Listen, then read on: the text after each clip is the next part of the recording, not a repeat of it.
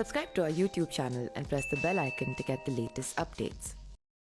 चाहे किसान आंदोलन हो, चाहे अग्निवीर हो, चाहे बेरोजगारी का मुद्दा हो, चाहे कोई भी मुद्दा हो, जिससे मुझे लगे कि समाज के अंतिम व्यक्ति का लाभ है।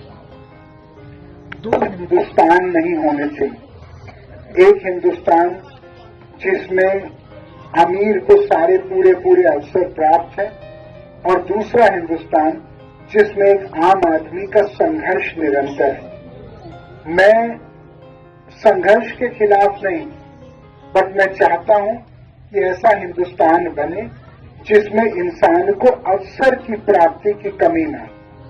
भ्रष्टाचार से बड़े भारत के साथ गद्दारी कोई नहीं है।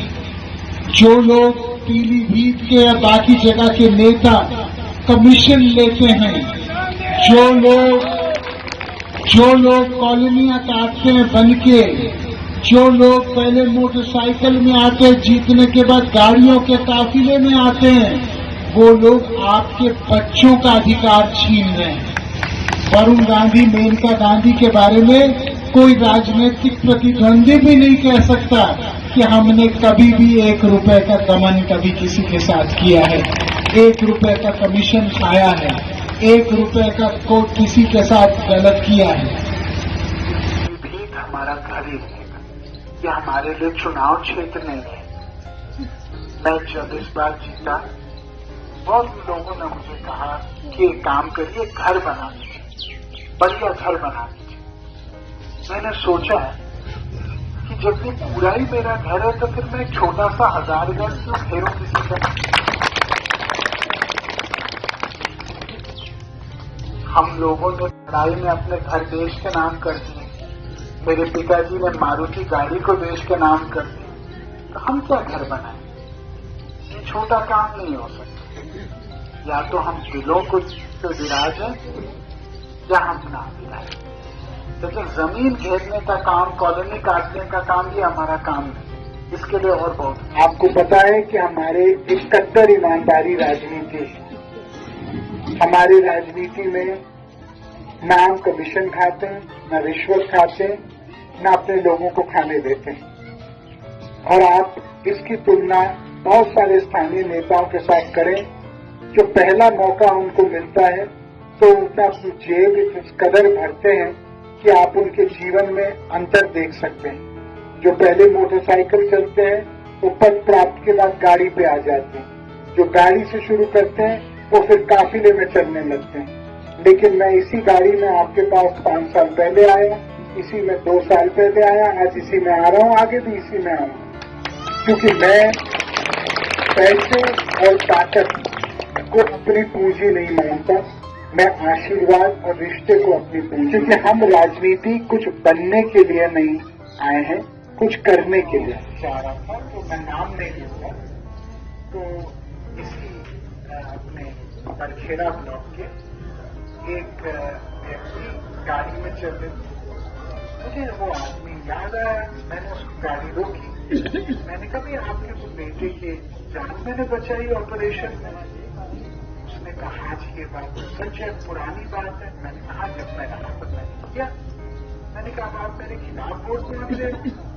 तो उसने कहा भैया ऐसे है कि हमको दिहाड़ी मिल रही है ना? हमको मिल रही है दिहाड़ी, लेकिन हम वोट आपको ही नहीं। तो मैंने बड़ा गले लगाया उसको और मैंने कहा मेरे भाई, हमारी दोस्ती में लोगों को फायदा हो रहा था, ये हमको पता था। आज दुश्मनी में भी फायदा हो रहा है। आज आपके माध्यम से तो हमारे दोस्ती में कुछ लोगों के घर चल रहे हैं, ये तो बड़े हर्ष की बात है। अब भैया हमारे दुश्मनियों में भी कुछ लोगों के घर चल रही है तो और भी खुशी की बात है। मैं कह रहा हूं हमारा भला होना चाहिए, हमारी जनता का, हमारे पीलीभीत के परिवार का। दोस्ती में और दुश्मनियों में कोई बात नहीं, घर चल जाए सब लोगों का। बड़े मुझे आनंद। जब कोरोना या कोविड आया था तो आपको याद है कि मैंने अपने पैसे से बिना किसी सरकारी मदद के सारे ऑक्सीजन सिलेंडर सारे अस्पतालों में उपलब्ध कराए। आपको याद है कि मैंने सारी दवाइयां, सरकारी दवाइयां 4 से 6 हफ्ते में उपलब्ध हुई। लेकिन मैंने दवाइयां पहले हफ्ते पहुंचा दी सारे अस्पतालों में। आपको याद है, चाहे बीसलपुर हो, चाहे पूरनपुर हो, चाहे पीलीभीत हो, चाहे बहेड़ी हो, हम लोगों ने पहले हफ्ते से ही अपना भंडारा शुरू किया ताकि कोई भूखा न रहे, खासकर जो मरीज हो या पीड़ित हो। और मैंने अपने बेटी की फिक्स डिपॉजिट तोड़ के ये किया, क्योंकि मेरी माँ ने कहा कि हम लोगों को अपना परिवार बोलते हैं, ये समय है अपने आप को परिवार सिद्ध कराने के लिए लोगों के दिलों। मुझे ऐसा लगता है कि जीवन में अच्छे समय में हर कोई साथ, लेकिन बुरे समय में जो कार्यकुशल हो या कार्यरत हो, ये आवश्यकता मानव मूल्यों की।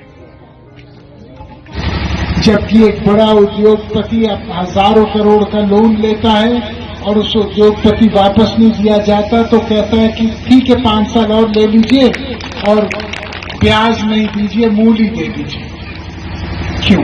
आपको पता है कि आपके पूर्वज और हमारे पूर्वजों ने मिलकर स्वतंत्रता की लड़ाई लड़ी। स्वतंत्रता की लड़ाई इसलिए लड़ी कि हमको किसी के सामने घुटने न टेकने पड़े। आज मैं केवल आपको एक बात बोलता हूं कि मेरी लड़ाई इसलिए है और इस मकसद से है, इस परिदृश्य को लेके है कि पीलीभीत के किसी भी इंसान को हमारे रहते किसी के सामने घुटने न टेकने पड़े।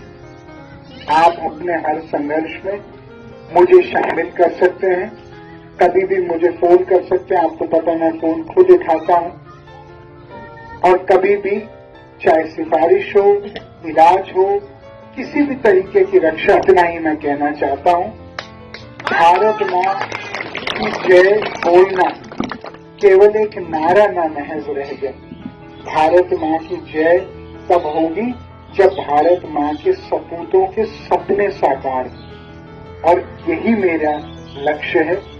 भारत मां के नौजवान, भारत मां की मातृशक्ति, भारत मां के बुजुर्गवार, भारत मां के किसान, मजदूर, छोटे व्यापारी, हम यही चाहते हैं कि सब कंधे से कंधा मिलाएं। उसके लिए एक ईमानदार नेतृत्व जरूरी है और कर्मठ नेतृत्व जरूरी है, जिसने त्याग और तपस्या को एक बोझ न समझ के उसको अपनी असली सांस्कारिक पूंजी समझे। यही मैं कहना चाहता हूं। यदि किसी प्रकार की किसी को कोई हमारे देश में गरीबी है, लेकिन हमारे देश में मर्यादा भी है, हमारे देश में संस्कार भी है, हमारे देश में ज़मीर भी है, हमारे देश में अपनत्व है, एक दूसरे के प्रति एक रस है, धर्म का, सोच का, जिम्मेदारियों का। यहाँ खरगापुर और अगल बगल के गांव के लोग हैं। जब आप लोग बंबई में या दिल्ली में मिलोगे और कोई बोलेगा मैं भी खरगापुर का, आप भी खरगापुर के, तो ऐसे मिलेंगे जैसे दो जुड़वा भाई एक दूसरे से मिल रहे हैं।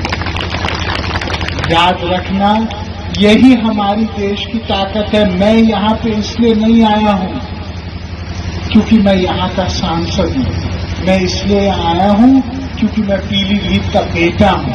ये पीलीभीत का खून मेरे रगों में बह रहा है और ये रिश्ता मेरी असली पूंजी है।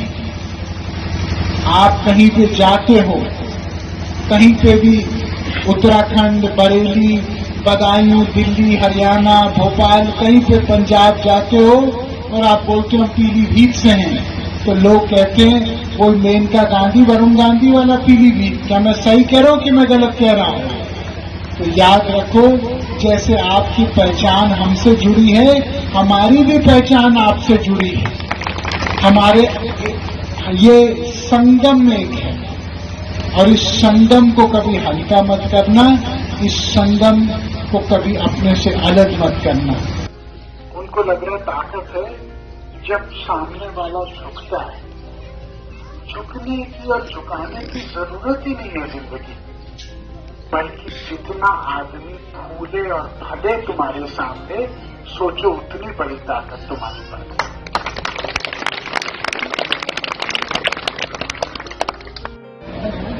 सर्वप्रथम मैं आंगनबाड़ी के, आशा के, महिला समूह के, शिक्षा मित्र के, जितने भी संविदा कर्मचारी और समूह के लोग हैं, मैं सबको प्रणाम करना चाहता हूँ और मैं उनको ये कहना चाहता हूँ कि आप ही इस देश की असली ताकत है, क्योंकि आप बिना किसी सहयोग के आपने देश को खड़े करने का संकल्प किया है।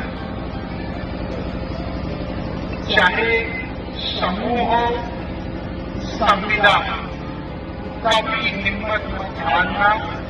मेरे जैसे लोग हर दम आपके लिए हैं और आपके लिए बोलेंगे। कभी भी आपको लगे कि आपको बराबर का पर्याप्त मान सम्मान नहीं मिल रहा है, मैं चाहता हूं आप मेरे से संपर्क करें। मैं पहले भी हमेशा आवाज उठाते रहा हूं, आगे भी मैं करूंगी। मेरी राजनीति भ्रष्टाचार के विरोध में है,